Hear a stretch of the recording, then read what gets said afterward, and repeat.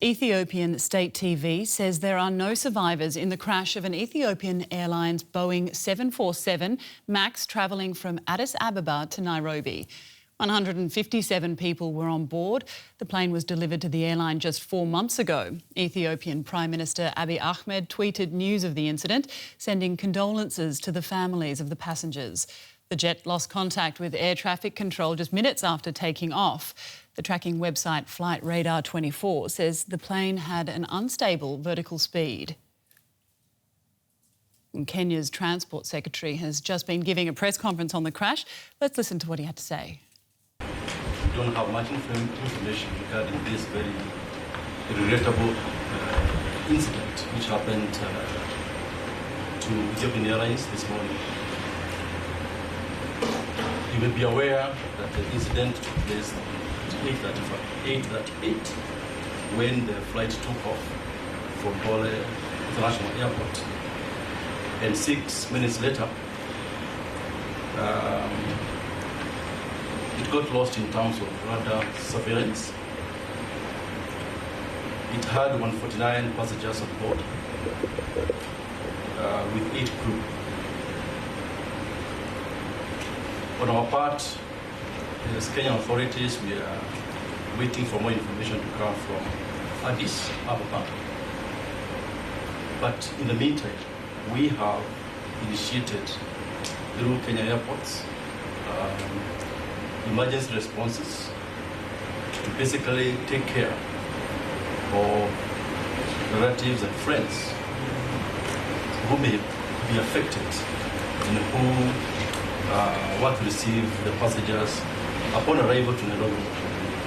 The flight was expected to arrive in Nairobi at about 10:35 this morning. At this stage, what we've done is to establish 2 emergency centers. One is what we call Terminal 1D, whereby we shall be meeting relatives and friends who are to meet the passengers upon arrival. Upon arrival at T1D, those relatives and friends will be directed to the second emergency center, which has been set up at Sheraton 4 Points, which is within the vicinity of the airport. The purpose of these centers is to provide the relatives, who we call meeters and greeters,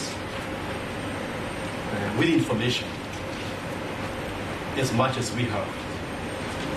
At the same time, to provide them with an environment of privacy. Because until we know what has happened, of course there will be a lot of anxiety. Our correspondent Melanie Kuradabal joins us now from Nairobi, where the flight was headed. Melanie, what's the latest on the crash? What more can you tell us?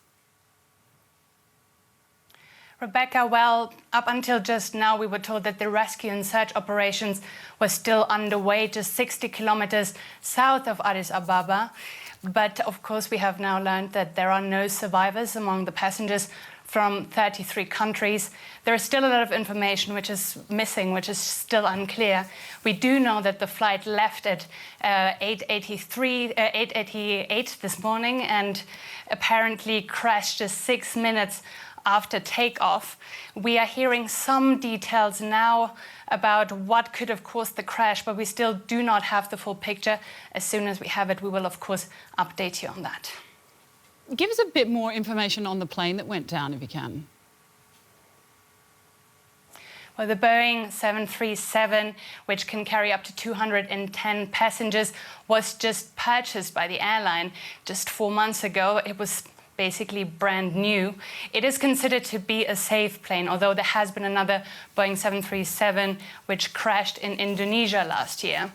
But when we talk about Ethiopian Airlines, they are state-owned. They're also considered to be a very, very safe airline, widely respected, together with Kenyan Airlines, the airlines most used here in the region.